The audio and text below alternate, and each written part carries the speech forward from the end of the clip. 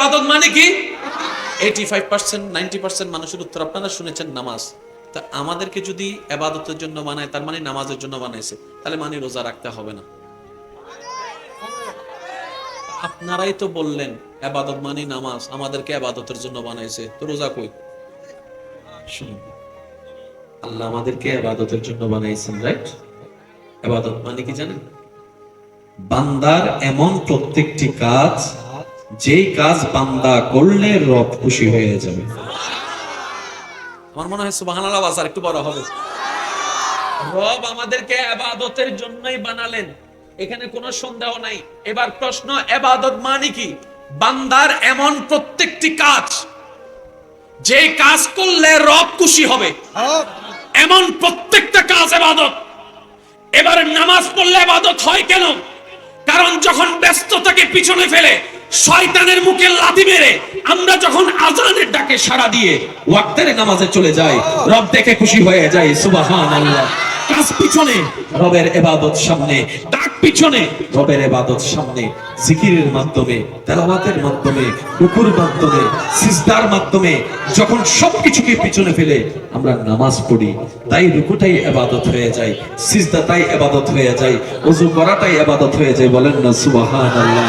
এবার যখন আপনি আমি রমজান মাসে ক্ষুধার্ত পেটের মধ্যে দুপুর বেলা খাওয়ার সামনে থাকা সত্ত্বেও খাওয়ারকে স্পর্শ করি না রবকে খুশি করার জন্য, তাই সেই ক্ষুধার্ত থাকাটাই ইবাদত হয়ে যায়। সুবহানাল্লাহ। তারাবিটা ইবাদত হয়ে যায়, যদিও দাঁড়ায় থাকতে কষ্ট হয়, বান্দা কষ্ট আপন করে নিচ্ছে রবকে খুশি করার জন্য, তাই তারাবিটা ইবাদত হয়ে যায়, হজটা ইবাদত হয়ে যায়, যাকাতটা ইবাদত হয়ে যায়। সুবহানাল্লাহ। একটু জোরে জোরে বলেন।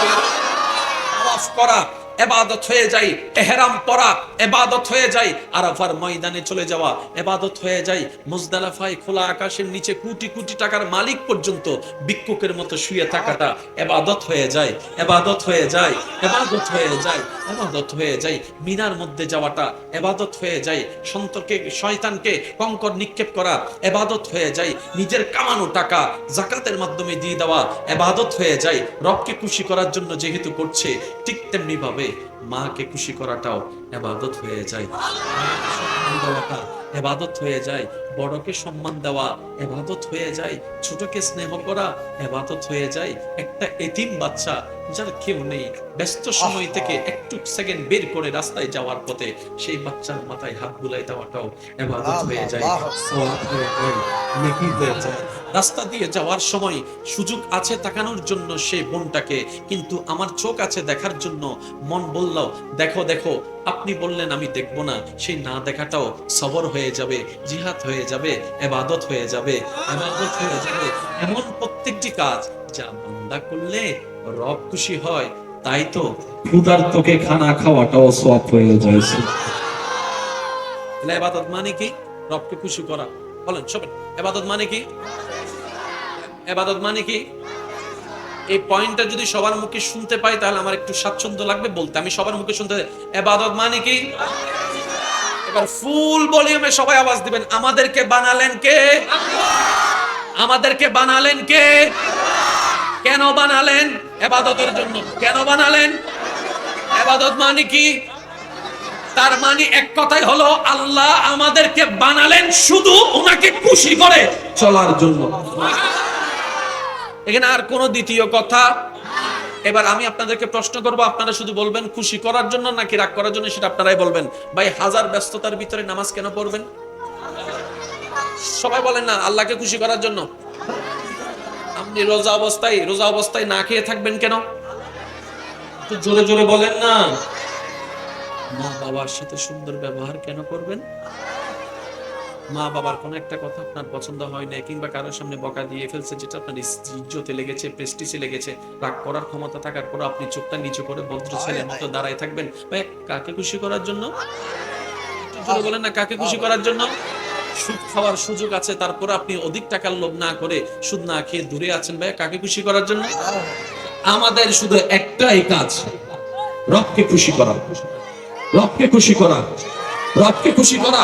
জোরে জোরে জোরে জোরে জোরে জোরে। আমাদের শুধু একটাই কাজ, রবকে খুশি করা। এবার সবার চাওয়া জান্নাত, সবার চাওয়া জান্নাত। দিবেন আল্লাহ, কাকে দিবেন? উত্তরটাও এখানে। খুশি হবে, জান্নাত সেই পেয়ে যাবে। সুবহান। এবার বলেন অঙ্ক মিলছে কি মিলে নাই? শুনি নাই আরো জোরে। কাউকে আঘাত দেওয়ার ক্ষমতা আছে, একটা গালির বিপক্ষে 10টা গালি আপনার কাছে মজুদ আছে, তারপর আপনি চুপ করে আছেন। রবকে খুশি করাচ্ছেন। কথা বলেন ঠিক না? আমাদের আর কোনো কাজ এতটুকু যাদের বুঝে আসছে তারা একটু ডান হাত তুলে দেখাই বলেন তো মারহাবা। আমরা আল্লাহু আকবার। আল্লাহ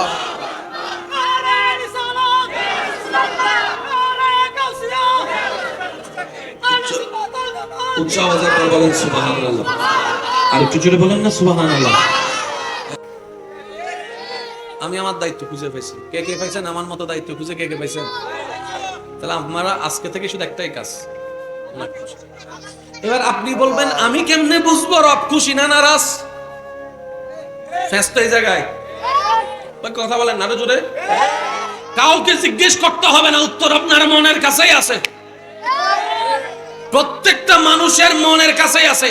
এবার সত্যি করে একটা কথা বলেন, গুনাহ করলে আল্লাহ হয় নারাজ, সওয়াব করলে আল্লাহ হয় খুশি, ঠিক?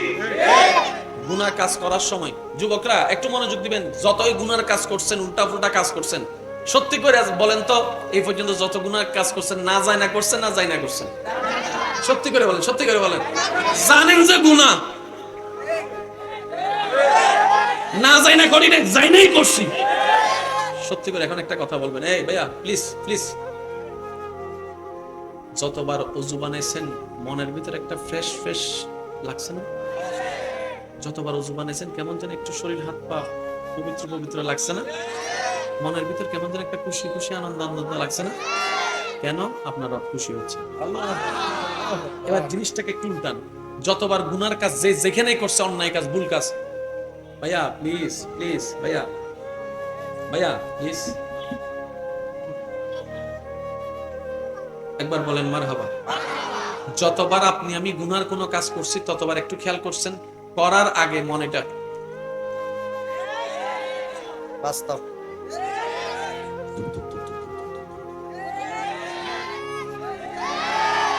আর একটু জোরে, কিরে মন তুই এমন করস কেন?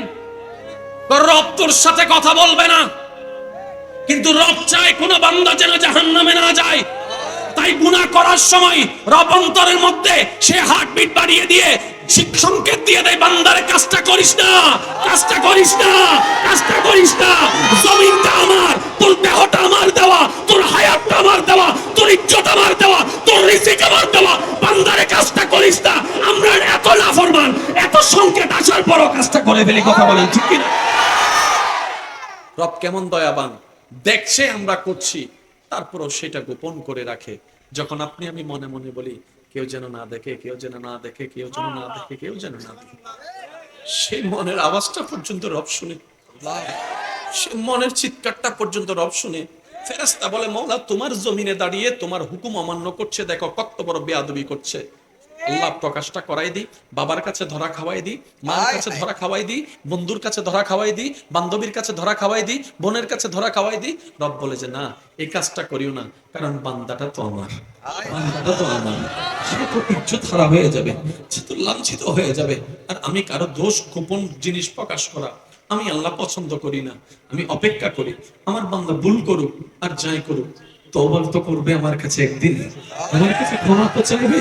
আমি ওই সময়ের অপেক্ষা করে আছি, কোন দিন সেই দিন হবে আমার বান্দা নিজের সব ভুল বুঝতে পারবে, মাথাটা ঝুঁকাই দিবে নামাজের সিজদার মধ্যে, দুই চোখের পানি ছেড়ে ছেড়ে বলবে মাওলা তুমি ছাড়া আমার কেউ নাই, তুমি ছাড়া আমার কেউ নাই, তুমি ছাড়া আমার কেউ নাই। রহমান তুমি, রহিম তুমি, গফফার তুমি, সত্তার তুমি, খালিক তুমি, মালিক তুমি। মাওলা তোমার কাছে না চাইলে কার কাছে চাইবো? ও মাওলা তুমি তো দয়াবান, তুমি তো ক্ষমাকারী। রব বলে কখন আমার বান্দা মায়া নিয়ে একবার আমাকে বলবে ইয়া রহমান মাফ করে দাও, আমি রব সেটার অপেক্ষা করছি। দিনটা যখনই আসবে আমার বান্দা তওবা করতে দেরি, আমি ক্ষমা করতে দেরি করব না। বলেন সুবহানাল্লাহ। তিনিই হচ্ছেন রহমান। আর একটু জোরে বলা যাবে? ও রবের বান্দার একটু মহব্বত করে বলেন না সুবহানাল্লাহ। যখন মন দুপ দুপ করে আর আমরা দোয়া করতে থাকি কেউ যেন না দেখে, ইজ্জতটা কিন্তু তখনও রব হেফাজত করে। করার পরে যখন এটা চাওয়া কই এই জিনিস যেন প্রকাশ না হয়, সেটাও রব গোপন করে রাখে, সত্তার হয়ে, সত্তার হয়ে ভাইয়া, সত্তার হয়ে, সত্তার হয়ে, সত্তার হয়ে, সত্তার হয়ে গোপন করে রাখে। তাই তো আজকে হাজার গুনাহ করার পরও স্বামীর কাছে স্ত্রী সম্মানিত, স্ত্রীর কাছে স্বামী সম্মানিত, সন্তানের কাছে বাবা সম্মানিত, বাবার কাছে সন্তান সম্মানিত। এগুলা একটাও আমাদের অর্জন নয়, কারণ আপনারটা আপনি জানেন, আমারটা আমি জানি। জগতের সামনে যতই আপনি আমি ভালো হই না কেন, নিজের ডায়েরিতে তো লেখা আছে আমার মতো বাটপার আর কেউ নাই, আমার মতো চিটার আর কেউ নাই, আমার মতো অপরাধী আর কেউ নাই। এবার মন বলে এত গুনাহ করার পরও ইজ্জত তুমি পাচ্ছ কিভাবে, সম্মান কিভাবে পাচ্ছ পরিবারে, সন্তান হিসেবে মা বাবার কাছে, মা বাবা হিসেবে সন্তানের কাছে কিভাবে পাচ্ছ? তখন মন বলে এটাই তো তোর রবের দয়া। সুবহানাল্লাহ। কষ্ট দিয়ে দিচ্ছি আমি আপনাদের, বেশিক্ষণ করবো না, বারবার বলছি। রব বলে যে তোর গুনাহ যে গোপন করে রাখছে এটাই তো আমি আল্লাহ। এবার টোটাল অঙ্কটা আমরা একটু মিলাই। সবকিছু বানালেন কে? একটু জোরে বলতে হবে। আমাদেরকে বানালেন কে? আমাদেরকে কেন বানালেন? জোরে বলেন, আমাদেরকে বানালেন কেন? ইবাদত মানে কাকে খুশি করা? তার মানে আমাদের একটাই কাজ, কাকে খুশি করা। তাহলে আমরা যা কিছু করব কাকে খুশি করার জন্য করব? আর একটু জোরে বলেন। এইবার যদি কখনো সময় হয়, আপনি বড় হয়ে ছোটর ভুলগুলোকে যদি ক্ষমা করার সুযোগ আসে, আপনি ক্ষমা করে দেন, ভাইকে বুকে আবার টেনে নেন, আপনার রবকে খুশি করার জন্য ক্ষমাটা করে দেন। সুবহানাল্লাহ। কেউ ভুল করেছে আর কি, মামলায় না গিয়ে, হামলায় না গিয়ে উদারতা দেখে মাফ করে দেন, কারণ আপনার নবী তো ক্ষমাটা শিক্ষা দিয়েছেন। মাফ করে দেন না। জগৎ বলবে তুই তো ভয় পেয়েছিস, আপনি বলবেন আমি আমার ভাইকে ভয় পাই নাই, আমি আল্লাহর রাগটাকে ভয় পেয়েছি, আল্লাহর রাগকে ভয় পেয়েছি। জগৎ বলবে তুই তো হেরে গেলি, আপনি বলবেন হ্যাঁ আমি দুনিয়াতে হারছি, হেরেছি পরকালে জিতার জন্য, পরকালে জিতার জন্য। কারণ আমি বুঝতে পেরেছি আমার রব তাকেই দয়া করে যে রবের দিকে তাকায়, অন্যকে দয়া করে। রব তাকেই ক্ষমা করে যে রবের দিকে তাকায়, অন্যকে ক্ষমা করে দেয়। অন্যের জীবন যে সহজ করে দেয়, রব তার জীবনকে শান্তির করে দেয়। চিৎকার দিয়ে বলেন সুবহানাল্লাহ। আর একটু জোরে বলেন না সুবহানাল্লাহ। আল্লাহ ও গো আল্লাহ, ক্ষমা করে দাও, মাফ করে দাও। আল্লাহ ও গো আল্লাহ, ক্ষমা করে দাও, মাফ। আমি চাচ্ছি সবার দিল থেকে আওয়াজটা আসুক, দিল থেকে বলেন আল্লাহ ও গো আল্লাহ, ক্ষমা করে দাও, মাফ করে দাও। জীবন মোদের এই যতদিন থাকিবে, সুপথে চালাও, মাফ করে দাও। আল্লাহ ও গো আল্লাহ, ক্ষমা করে দাও, মাফ করে দাও। আল্লাহ ও গো আল্লাহ, ক্ষমা করে দাও। উচ্চ আওয়াজে একবার বলেন আলহামদুলিল্লাহ। আজকে এখানে একটা কথা আমার মনে রাখবেন, আমাদের জীবনে যা কিছু হচ্ছে, যা ঘটছে, সবকিছু আমাদের দোষের কারণে হচ্ছে। আল্লাহ আযাব দেয় নাই, আযাবের কাছে আমরা গেছি, যে লাথি খাইছি আমরা আমাদের ভুলের কারণে। আল্লাহ কখনো আমাদেরকে গর্তে ফেলে নাই, আমরা নিজেরাই গর্তে গেছি। যে দিন শেষে ওই মনের আবেগের কারণে কষ্ট সহ্য করতে না পারে আমরা দোষটা আল্লাহকে দিয়ে দিছি। ও আল্লাহ তুমি আমার সাথে এমন করো, আমাকে এমন কেন করলা, আমাকে কেন এরকম করলা, আমাকে কেন এত কষ্ট দিলা। না ভাইয়া না, তিনি রহমান, তিনি রহিম, তিনি তো সেই জন। ফজরের নামাজটা যিনি, ফজরের নামাজটা যখন পড়ি নাই, ঘুম থেকে ওঠার আগে তিনিই তো ফজরের নাস্তার ব্যবস্থা করে দিয়েছেন। তিনি তো সেই জন যিনি হাজার গুনাহ গোপন করে রেখে এখনো সম্মানে বসবাস করার সুযোগ করে দিয়েছেন। তিনি আযাব দেন নাই, আযাব দেন নাই, তিনি দিয়েছেন তো দিয়েছেন রহমতে দিয়েছেন, মাগফিরাতে দিয়েছেন। চিৎকার দিয়ে বলেন সুবহানাল্লাহ। মন থেকে একবার বলেন আল্লাহ মাফ করে দাও। আল্লাহ যা করেছে ভুল করেছে, তুমি দয়া করে মাফ করে দাও। তোমার নবীর উসিলায় মাফ করে দাও। বলেন আমিন। এবার আসেন, আপনারা না বলেছেন আমরা জিততে চাই, মনে ভুলে গেছেন? আমরা কি করতে চাই? কাদ আফলাহা মান যাক্কাহা। জিতার একটাই ফর্মুলা, যে নিজেকে পবিত্র করতে পারবে সেই জিতে যাবে। আর একটু জোরে বলেন না। কোরআনের একটা চমৎকার বিষয় কি জানেন?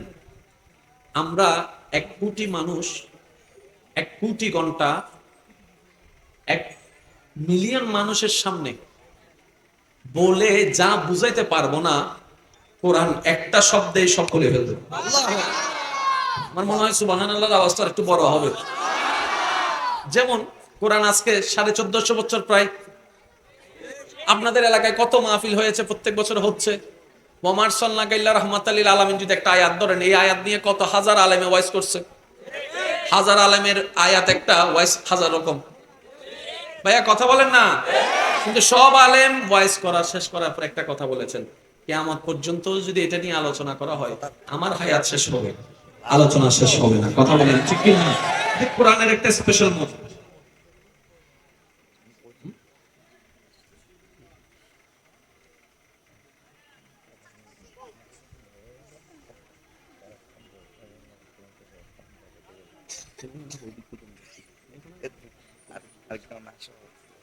সবাই একবার বলেন মারহাবা।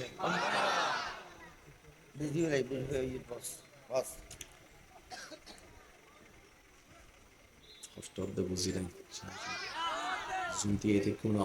তাড়াতাড়ি শেষ করছে কেন? তাড়াতাড়ি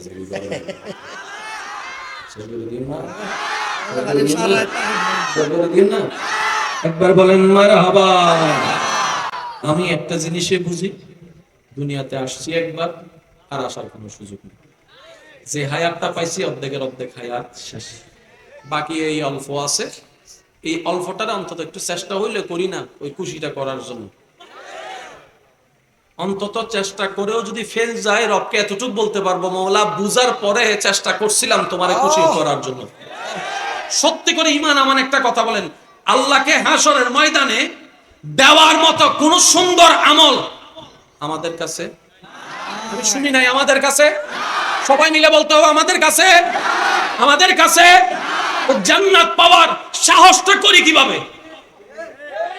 অন্যের দোষ খুঁজে অপমান করি তো করি কিভাবে? অন্যকে জাহান্নামী বলি তো বলি কিভাবে?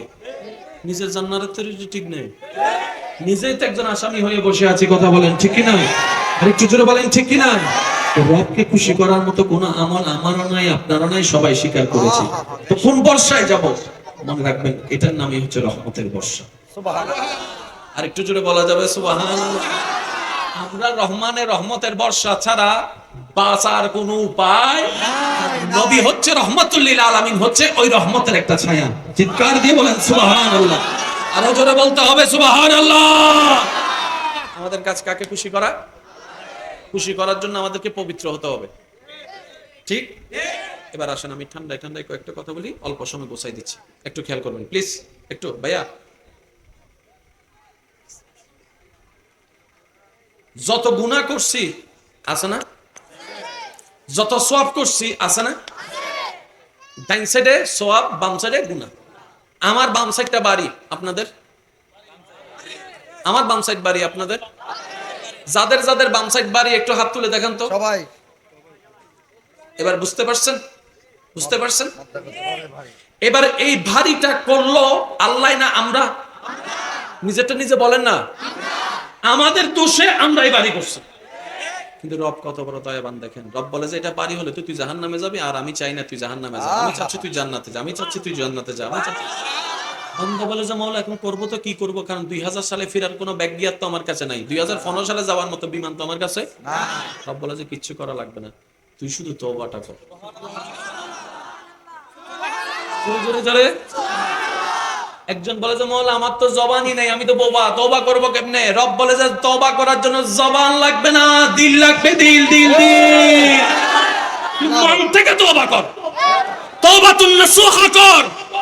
আমি রবের কাছে সবকিছু সারেন্ডার কর। আমি খালিক, শব্দগুলো খেয়াল করবেন। আমি খালিক, আমি মালিক, যা মন চায় তা করব। আমার কেউ প্রশ্ন করার অধিকার কারো নাই। তুই যদি তওবা করে আমারে খুশি করতে পারস, আমি এমন ভাবে তোর গুনাহ মুছে দিব, বাম কাঁধের যে ফেরেশতা ডিউটিতে আছে সেও জানবে না যে তোর গুনাহ মুছে গিয়েছে। বলেন না সুবহানাল্লাহ।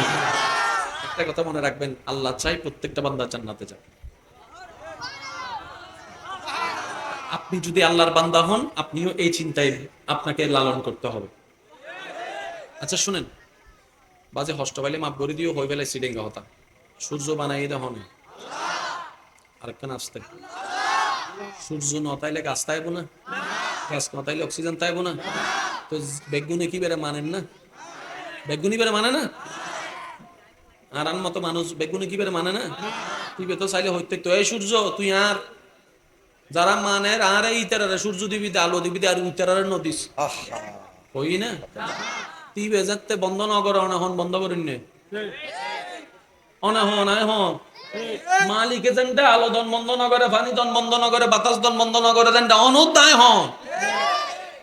ইব্রাহিম নবীর ঘটনা কি ভুলি গিয়ে না? শুধু আল্লাহর নাম স্মরণ ন করে দেখান আত্মন তুলি দিয়ে দে। আল্লাহ ইব্রাহিম নবীর হদ্দ ইব্রাহিম তুই হাম্মান ঠিক ন করো, তোমার সামনে একদিন আর হানা আর নাম ন ধরে দিতে হানা তুন তুলি দিও, ইতের প্রত্যেক দিন আয় 3 বেলা তোর হাওয়া দিয়ে আর নাম ন ধরে করো। আর কেন জোরে হন না সুবহানাল্লাহ? আর একটু জোরে বলেন সুবহানাল্লাহ। সে আমার নাম ধরে নাই বলে তুলে দিয়েছো, আজকে তুমি খাওয়াইতে এনে তুমি তুলেছো আজকের তারিখে, অথচ এত বছর প্রত্যেক দিন 3 বেলা ধরে আমি আল্লাহ খাওয়াইছি, আমি আল্লাহ খাওয়াইছি। আল্লাহ কত বড় দয়াবান, কত বড় দয়াবান। আর রহমান আর রহিম। মুসা আলাইহিস সালামের যুগে ভাইয়া ভাইয়া মুসা আলাইহিস সালামের যুগে একজন বান্দা এমন পাপী ছিল, সমাজের কাছে বিরক্তকর কারণ হয়ে গেছে। সে যখন শারীরিকভাবে একটু দুর্বল হয়েছে, সবাই ওকে নিয়ে বাহিরের এলাকায় ফেলাই দিছে, যেখানে কোনো মানুষ। শেষ ভালো যা সব ভালো তার একটা আওয়াজ দিয়ে বলেন, যেখানে কোনো মানুষ। ও যখন মারা যায়, আল্লাহ মুসা নবীকে ওহী করে, মুসা অমুক এলাকায় যাও, আমার একজন বান্দা মারা গিয়েছে, তাকে সুন্দর করে গোসল টোসল করে দাফন দেওয়া দাও। আর একটু জোরে বলা যাবে? মুসা নবী যখন ওই ব্যক্তির তালাশে গেলেন, এলাকার সব মানুষ বলে আপনি এত বড় একজন হাই গ্রেড লেভেলের নবী হয়ে এরকম একজন বাটপারে জানাজা পড়াইতে আসছেন, গোসল দেওয়াইতে আসলেন, ব্যাপারটা তো বুঝলাম না। সবার মুখে শুনে বদনাম। যেহেতু আল্লাহ অর্ডার দিয়েছেন, এখানে দ্বিতীয় কোনো অপশন বলেন না, দ্বিতীয় কোনো অপশন। কিন্তু মুসা নবীর মনে মনে একটা প্রশ্ন ছিল, যেহেতু এই বান্দাকে সবাই খারাপ বলছে, আল্লাহ আমার মতো একজন পবিত্রকে পাঠাইয়েছে, নিশ্চয়ই মাঝখানে কিছু একটা ঘটনা আছে। মুসা নবী কারো কথাই কর্ণপাত না করে ওনাকে সুন্দর করে যা যা করানোর করালেন, দাফন করলেন। দাফন করার পরে মুসা নবী আল্লাহকে বললেন, আল্লাহ মানুষ বলে একটা তুমি আমাকে পাঠালা, আমার তো বুঝে আসলো না। রব বলে, মানুষের মুখে যা শুনেছো সবই সত্য ছিল। সুবহানাল্লাহ। সে অনেক পাপী ছিল, সব সত্য, কিন্তু সে মৃত্যুবরণ করার আগ মুহূর্তে যখন সে অনুভব করলো এতদিন যাদের জন্য করেছে কেউ আজকে তার পাশে নেই, যাদেরকে খাওয়াইয়েছে তারাই আজকে তাকে বের করে দিয়েছে, কেউ তার আর পাশে, জোরে বলেন না পাশে। যখন সে সবকিছু হারা হয়ে গেল, শেষ মুহূর্তে সে আমি আল্লাহর আসমানের দিকে তাকাই বলে, আল্লাহ সবাই তো আমাকে ফেলে দিয়েছে, তুমিও কি ফেলে দিবা? আল্লাহ সবাই তো আমাকে ছেড়ে দিয়েছে,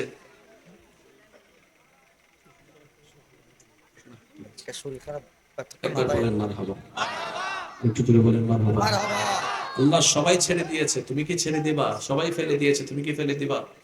আল্লাহ পাক বলে, ওর এই কথার ধরনটা আমার এত পছন্দ হয়েছে, এত ভালো লেগেছে, খুশি হই আমি তার সারা জীবনের গুনাহে মাফ করে দিয়েছি। কাকে কখন আল্লাহ মাফ করে আমরা তো জানি না। এমনও তো হতে পারে আমার চোখে যে পৃথিবীর সবচাইতে নিকৃষ্ট খারাপ, আল্লাহর রহমতের চোখে তো সে জান্নাতীও হতে পারে। সেজন্য আমি সবাইকে শ্রদ্ধার সাথে বলি, যে কোনো সময়, যে কোনো পরিবেশে, যে কোনো পরিস্থিতিতে সর্বোচ্চ চেষ্টা করবেন নিজের বদনাম করতে, অন্যের করবেন প্রশংসা। অন্যের দোষ গোপন করে রাখবেন, গোপন করবেন, গোপন রাখবেন। নিজের দোষগুলাকে আল্লাহর কাছে তওবা করবেন। বদনাম করবেন নিজের, অন্যের করতে হবে প্রশংসা। খারাপ ভাবলে নিজেকে ভাবান, সামনের জনকে ভাবিয়েন না। স্বামী হয়ে স্ত্রীকে খারাপ ভাবিয়েন না, স্ত্রী হয়ে স্বামীকে খারাপ ভাবিয়েন না। আপনি শুধু বলবেন সবাই আমার রবের বান্দা, আমি যাই করব আমার রবের বান্দাদের জন্য করব, আমার নবীর উম্মতের জন্য করব। আপনি প্রত্যেকটা কাজ আল্লাহ এবং রাসূলের দিকে তাকায় তাকায় করেন, দেখবেন দুনিয়ার সম্পর্কটাও মজবুত হয়ে যাবে, আগের মতো আর কষ্ট লাগাও হবে না। চিৎকার দিয়ে বলেন সুবহানাল্লাহ। আরেকটু জোরে বলেন না সুবহানাল্লাহ। অনেক সময় দেখবেন কাউকে মাফ করাটা মনে আসে না, এখান থেকে আসে না। আপনি যখন ওনাকে চিন্তা করবেন উনি আমার রবের বান্দা, অটোমেটিক মাফ করা চলে আসবে। এবার বলেন আমরা দুনিয়াতে সুখ চাই? জোরে বলেন না চাই? আরেকটু আওয়াজ দিলে আমি শুনবো। দুনিয়াতে সুখ শান্তি পাওয়ার জন্য দুইটা ফর্মুলা আছে, একটার নাম হচ্ছে ইস্তেগফার, একটার নাম হচ্ছে শুকরিয়া। নেওয়ার হলে নিবেন যদি ভালো লাগে। একটার নাম শুকরিয়া আর একটার নাম ইস্তেগফার। সূরা নূহ আয়াত নম্বর 10, 11, 12 মূল কথা, বেশি বেশি ইস্তেগফার করো, আল্লাহ বড় ক্ষমাশীল। এরপরের আয়াত আল্লাহ চমৎকার ভাবে বলে, ফসল হওয়ার জন্য যতই পানি সেচ দাও, বৃষ্টির পানি দরকার, তোমরা তওবা করতে থাকো, আমি মুষলধারা বৃষ্টি, রহমতের বৃষ্টি তোমাদের জন্য পাঠিয়ে দিব। এরপরের আয়াতে আল্লাহ তাআলা বলে, তোমাদের মালের বৃদ্ধি দরকার, সেটাও আমি দিব, সন্তান দরকার আমি দিব, শুধু তোমরা ইস্তেগফারের সাথে বন্ধুত্ব করো, বেশি বেশি তওবা করো। কারণ রবের দরবারে বান্দা যখন তওবা করে, রব তখন বেশি খুশি হয়ে যায়। বলেন সুবহানাল্লাহ। শেষ একটা কথা বলে আমি বিদায় নিচ্ছি, এই পয়েন্টটা একটু নোট করবেন। আমাদেরকে যখন বানাইছে, বানানোর আগে ফেরেশতা কিন্তু আগে থেকে বিরোধিতা করছে। আল্লাহ ওদেরকে বানাইও না, ওরা জামিলা করবে, গুনাহ করবে, অশান্তি করবে। ফেরেশতা বলে যে আল্লাহ আমরা কোনো গুনাহ করি না, অশান্তিও করি না, আমরা শুধু তোমার ইবাদত করব। রব জানার পরও আমাদেরকে বানাইছেন। রব জানে যে আমরা গুনাহ করব, তারপরও বানিয়েছেন। রব জানে যে আমরা পাপ করব, তারপরও বানিয়েছেন। তার মানে বিশেষ কিছু একটা আছে যেটা রব আমাদের থেকে চাচ্ছে, দেখতে চাচ্ছে। এবার আসুন সংক্ষিপ্ত সময় বলার চেষ্টা করছি, মনোযোগ আছে সবাই? পিছন পর্যন্ত মনোযোগ আছে সবার? সবাই একটু চিৎকার দিয়ে বলেন তো মারহাবা। বান্দা যখন গুনাহ করে, গুনাহ করে যখন সে 30, 40 বছর, 50 বছর, 30 বছর, 40 বছর, 50 বছর গুনাহ করে, যখন সে কান্না করে করে তওবা করে, আল্লাহর ভিন্ন ভিন্ন উপনামে আল্লাহকে ডাকতে থাকে, সিফতি নামে ডাকতে থাকে, তখন আল্লাহ ফেরেশতাকে ডেকে বলে, এ ফেরেশতা দেখতো আমার বান্দাটা কি করে। আর একটু জোরে। ফেরেশতা বলে যে আল্লাহ কি করে দেখলাম তো, সে কান্না করে। জীবনে তুই আমার জন্য কান্না করছস? সুবহানাল্লাহ, জোরে বলেন না। ও ফেরেশতা তুমি গুনাহ করো না, ঠিক আছে, আমার বান্দা গুনাহ করে সেটা আমি মানি, কিন্তু জীবনে কোনোদিন আমি আল্লাহকে খুশি করার জন্য এই আমার বান্দার মতো চোখের পানি ফেলছস? বলে যে মাওলা জীবনে তো চোখের পানি ফেলার প্রয়োজনই মনে করি নাই, কারণ গুনাহই নাই, কান্না করার দরকার কি? রব বলে যে এই জন্যই তো আমি বান্দা বানিয়েছি, এই জন্যই তো আমি বান্দা বানিয়েছি। সে গুনাহ করবে আমার জানা আছে, কিন্তু আমি দেখতে চাই গুনাহ করার পরে যখন আমার বান্দা দুই চোখের পানি ছেড়ে ছেড়ে আমাকে মানানোর জন্য, আমাকে রাজি করার জন্য ভিন্ন ভিন্ন রহমান নামে ডাকবে, রাহিম নামে ডাকবে, গফফার নামে ডাকবে, সত্তার বলে ডাকবে, খালিক বলে ডাকবে, মালিক বলে ডাকবে, যুল জালালি ওয়াল ইকরাম বলে ডাকবে। এভাবে বলবে আল্লাহ তুমি ছাড়া তো আমার কেউ নাই, তুমি তো রহমান, তুমি তো ক্ষমা করনেওয়ালা। যখন আদর আদর করে, ভালোবাসা দিয়ে, শ্রদ্ধা দিয়ে, মায়া করে যখন আমাকে ডাকবে, আমি এটা দেখার জন্যই তো বান্দা বানিয়েছি। সে গুনাহ করবে আমি জানি, তারপরে তওবার রাস্তা খুলে দিয়েছি। আমি দেখতে চাই আমার বান্দা আমার জন্য কে কে চোখের পানি ফেলে ফেলে আমাকে মানানোর জন্য কষ্ট করে। চিৎকার দিয়ে বলেন সুবহানাল্লাহ। এই কাজটা আমরা বঞ্চিত করে ফেলতেছি নিজেকে, আজকে থেকে আমরা করার চেষ্টা করব ইনশাআল্লাহ। বলেন না ইনশাআল্লাহ। তো অনেকে বলে ভাইজান এই গুনাহ তো অনেক করছি, ফিলও করি যে অনেক গুনাহ করছি, বাট যখন তওবা করতে চাই কেমন জানি আমার কান্না আসে না। আমি কান্না করতে চাই কিন্তু কান্না আসে না।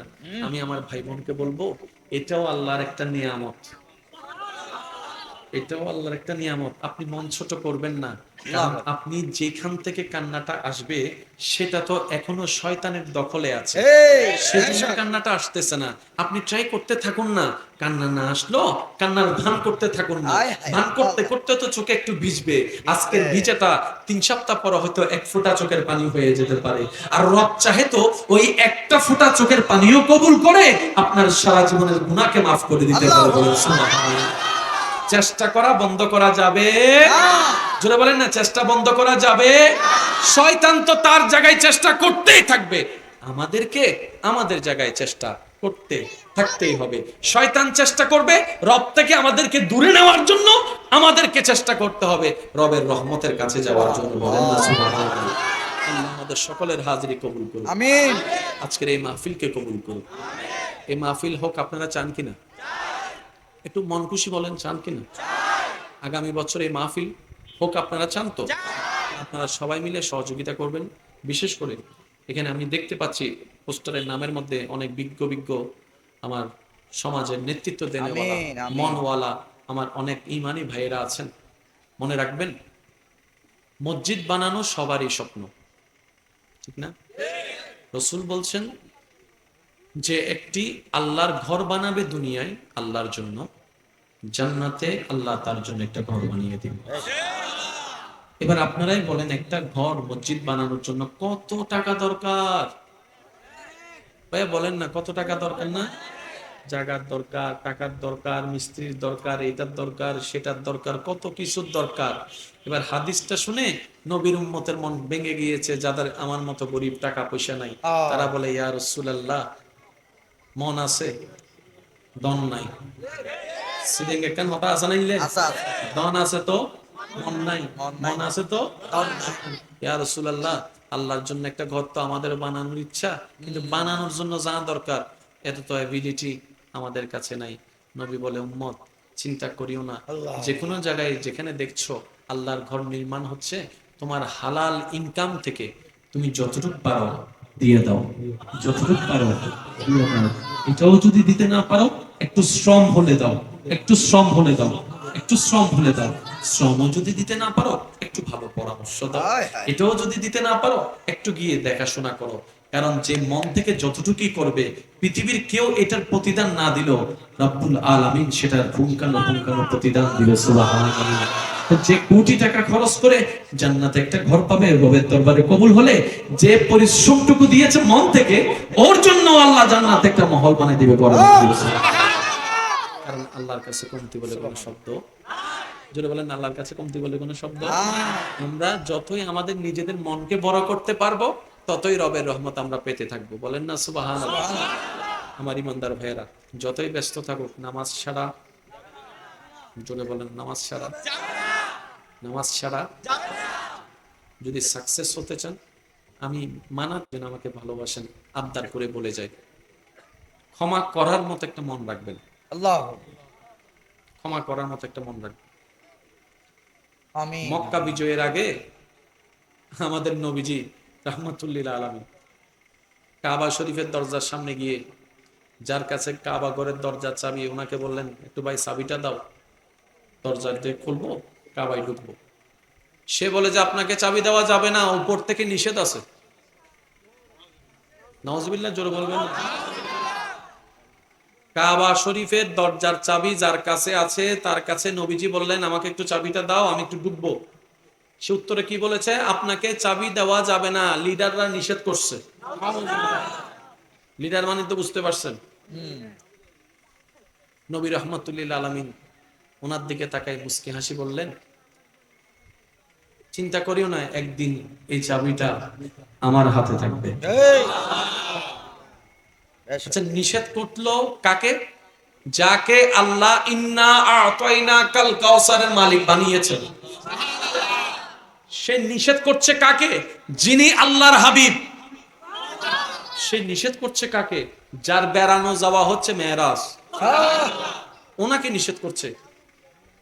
যাক ঘরের খাদেম হচ্ছে জিব্রাইল ফেরেশতা, ওনাকে নিষেধ করছে। নবী চুপ করে মুস্কি হেসে উত্তর দিলেন, সমস্যা নাই, তুমি তোমার উপরের অর্ডার মানো, তবে একদিন চাবিটা আমার হাতে। আরেকটু জোরে বলা যাবে? সময়ের ক্যালেন্ডার পরিবর্তন হলো, বছরের পর বছর গেল, পরিবেশ পরিস্থিতি অনেক পরিবর্তন হলো, মক্কা বিজয়ের সময় আসলো। সুবহানাল্লাহ। হাজার মানুষ নিয়ে নবীজি মক্কা অভিমুখে রওনা। তা আগের যুগে মানুষ কেমন ছিল সেটা বুঝতো কিভাবে? পায়ের ধুল দেখে অনুমান করতো যে কেমন মানুষ হতে পারে। যখন ধুলে উঠছে, মক্কায় যারা নবীজিকে কষ্ট দিয়েছিল তারা ভাবতে লাগলো মক্কায় যখন মোহাম্মদ ছিল তখন একা ছিল, আঘাতের প্রতিশোধ নিতে পারে নাই, যে যেমন সে ভাবেও ওই রকম। আজকে যেহেতু মোহাম্মদের অনেক মানুষ হয়েছে, আজকে আমাদের কোনো রেহাই নেই, আজকে আমাদের প্রতিশোধ নিবেই নিবে। এই ভয়ে সবাই লুকাতে লাগলো, পালাতে লাগলো, গোপন হতে থাকলো। নবীজি আসলেন, কাবা অভিমুখে দাঁড়ালেন। এ চাবিওয়ালা কই? আর একটু জোরে বলেন না। চাবিওয়ালা আসলেন, চাবিটা দিলেন, নবীজি চাবিটা হাতে নিলেন, যা যা আল্লাহর হুকুম সবকিছু করলেন, করার পরে চাবিটা নিয়ে বের হলেন। এবার চাবিটা যার নবীজির হাতে, কারণ মক্কা যার দায়িত্বে ওনাদের একটা সম্মান ছিল আলাদা। তো চাবি এখন যেহেতু নবীজির হাতে, সবাই মনে করছে আমাকে দিবে, ওর মনে করছে আমাকে দিবে। নবীজি বললেন, এই চাবি যার কাছে ছিল এতদিন, উনি কোথায়? আর একটু জোরে বলেন না সুবহানাল্লাহ। চাবিটা এতদিন যার কাছে ছিল উনি কোথায়? আস্তে করে বের হয়েছে। নবী বললেন, ওই দিন তো আমি চাবি চেয়েছি, আমাকে আপনি চাবি দেন নাই, আজকে চাবিটা তো আমার হাতে, আজকে চাবিটা আমার হাতে। উনি মাথা নিচু করে রাখলেন। নবীজি বললেন, তুমি তো আমাকে চাবি দাও নাই, সম্মানী ঘরের চাবিটা আমাকে দাও নাই, ধরো আজকে চাবি আমার হাতে, তো আমি তোমাকে দায়িত্ব দিলাম, আমি তোমাকে দায়িত্ব দিলাম। এতটুক বলে নবী শেষ করে নাই, চমৎকার কথা। এতটুক বলে আল্লাহর ঘরের কাবা ঘরের দরজার চাবি দায়িত্ব দিয়ে শেষ করে নাই। নবীজি বললেন, কিয়ামত পর্যন্ত এই কাবা ঘরের দরজার চাবির দায়িত্ব তোমার বংশধরের হাতে থাকবে, যদি জুলুমকারী জুলুম করে না নেয়। চিৎকার দিয়ে বলেন সুবহানাল্লাহ। এখনো পর্যন্ত কাবা ঘরের দরজার চাবি ওনার বংশধরের কাছে আছে। আর একটু জোরে বলা যাবে? প্রতিশোধ নিয়েছেন, ক্ষমা করে দিয়েছেন। আপনি না সেই নবীর উম্মত, দেন না মাফ করে, ভাইকে মাফ করে দেন না, দেন না, দেন না, বউকে একটু মাফ করে দেন, স্বামীকে মাফ করে দেন না, বন্ধুকে মাফ করে দেন না, দুশ্মনকে মাফ করে দেন। সে ভুল করছে আর কি, শয়তানের ফাঁদে পড়ে ভুল করছে আর কি, অন্যায় করছে, আপনাকে কষ্ট দিয়েছে, মাফ করে দেন। নবীর উম্মত হিসেবে নবীর উম্মতকে মাফ করে দেন, রবের বান্দা হিসেবে রবের বান্দাকে মাফ করে দেন। সুবহানাল্লাহ। মনে রাখবেন, যত মাফ করতে থাকবেন তত আপনার এটা বড় হবে। একটু জোরে বলেন না। রহমতের নেওয়ার যে জায়গাটা, এটা বড় হবে, তো বড় হলে তো আপনারই লাভ হবে। কথা বলেন ঠিক কিনা? আল্লাহ আমাদের সকলের হাজিরি কবুল করুক। মাইকের আওয়াজ যতটুকু পর্যন্ত গিয়েছেন, যে যেখান থেকে শুনেছেন, আল্লাহ আমাদের সবাইকে কবুল করুক, আমাদের সারা জীবনের কবিরা সগীরা গুনাহ মাফ করুক। আমি আবদারটুকু রাখবো এটাই, আমি আবদারটুকু রাখবো এটাই, এই মাহফিল আপনাদের মাহফিল, এই মাহফিল আপনাদের সবার মাহফিল, ঠিক কিনা? অন্তত এতটুকু বলেন, এখানে যতক্ষণ সময় আপনি বসে আছেন, একটা কোনো গুনাহ হয়েছে? কোনো বাটপারি, কাউকে আঘাত দেওয়া, কাউকে গালি দেওয়া, অন্তত যতটুকু হয়েছে, সওয়াব না হোক, গুনাহ তো হয় নাই, সওয়াবটা না হোক, গুনাহ তো হয় নাই, কারো ক্ষতি তো হয় নাই, ঠিক না? তো অন্তত ভালো কাজ যেখানেই হোক, আমিন, লেগে থাকার চেষ্টা করব, আমিন, লেগে থাকার চেষ্টা করব, আমিন। আল্লাহ আমাদের সবাইকে কবুল করুক। যারা এখানে অভিভাবকরা আছেন, বিভিন্ন দায়িত্বে কর্মশীলরা আছেন, ওনাদের কাছেও আবদার রাখবো, এই মাহফিলটা যখন হবে আপনারা একটু ভালোবাসার নজর দিয়ে খেয়াল রাখবেন। আমিন, আমিন।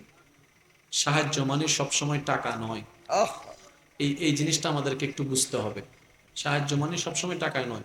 আয়োজনটা হচ্ছে, আপনি পাশ দিয়ে হেঁটে যাচ্ছেন, ছেলেরা কাজ করতেছে আপনাদের এলাকারই ভাই বোনেরা, আপনি জিজ্ঞেস করলেন, কি রে ভাই সব ঠিকঠাক? এটাও সেবা, এটাও সহযোগিতা। পাঁচজন মিলে কাজ করছে, আপনি শুধু একটা ঠান্ডার পানির বোতল এনে ধর, পানি খা, সুবহানাল্লাহ শুনি নাই তো, আর একটু জোরে। একটা চেয়ারের দরকার, ঘর থেকে আনতে লাগবে 20 মিনিট। আপনি বলেন আমার ঘর তো কাছে আছে, চেয়ার এটা লস না বেটা। আল্লাহ মনে রাখবেন রবের জন্য যা করা হবে এটা আমাদের চোখে সামান্য, শুধু চিন্তাটা বড় রাখবেন, চিন্তাটা বড় রাখবেন। এক বেটা ওই মসজিদের জন্য যে দিছে 5 টাকা, কয় টাকা? তো 5 টাকা পাইলে কি কেউ মারহাবা কইব? কি ও কথা কন না কিনলে আর একটু জোরে কন নাও। 5 টাকা দিলে কি আমরা কি হাতার হকে কি নাম ধরে মারহাবা কইয়া? 1 লাখ টাকা দিলে না কই আমরা মারহাবা, ঠিক না? তো এটা তো সবাই জানে, কিন্তু যে দিয়েছে সে আল্লাহকে খুশি করার জন্য দিছে। এবার 5 টাকা আল্লাহ কিভাবে ব্যবহার করতেছে একটু খেয়াল করেন। এই 5 টাকা কমিটির কাছে গেছে, পরের দিন মিস্ত্রি বলতেছে সিমেন্ট লাগবে, সে টাকা দিছে, টাকা দিয়ে দোকানে গেছে, বস্তা আনছে। এবার 5 টাকা পরিমাণ কিছু সিমেন্ট হবে না? কি বলেন, হবে না? আল্লাহ কি করছে, মিস্ত্রি দিয়ে ওই 5 টাকা বরাবর সিমেন্টটা লাগাই দিছে যেখানে ইমাম সাহেব দাঁড়ায়। জোরে জোরে। এবার ওই জায়গায় যত নামাজ পড়বে পার্সেন্টেজে সব তার কাছে, দুনিয়াতে থাকলেও যাবে, কবরে গেলেও যাবে। সেজন্য আমি মাঝে মধ্যে বলি কিছু অ্যাকাউন্ট আল্লাহর দরবারেও করেন। আমিন। মানজা বিল হাসানাতে ফালাহু আশরু আমসালিহা। পৃথিবীর কোন ব্যাংকে এত পার্সেন্ট দিবে না যত পার্সেন্ট আল্লাহ দেয়। আল্লাহ দেয় সর্বনিম্ন 10%, দিবেন 1, কমে পাবেন 10, সর্বোচ্চ 10,000 কোটি টাকার উপরে। আল্লাহু কারণ যিনি দেয় উনি ওনার শান অনুযায়ী দেয়, যে যত বড় তার দানও তত বড়। আল্লাহর চাইতে বড় কেউ, ওনার দানের চাইতে বড় দান। কিছু অ্যাকাউন্ট ওখানে করেন না। এবার আপনি আমারে বলবেন ভাই অ্যাকাউন্টটা করব কিভাবে? আমি কই কোনো ফর্ম লাগবে না, কোনো জায়গায় গিয়ে সিলটির লাগবে না। আপনি কিছু কাজ আল্লাহর জন্য, আল্লাহর খুশির জন্য, আল্লাহর বান্দার উপকার করেন, সবগুলো আল্লাহর কাছে জমা হয়ে যাবে।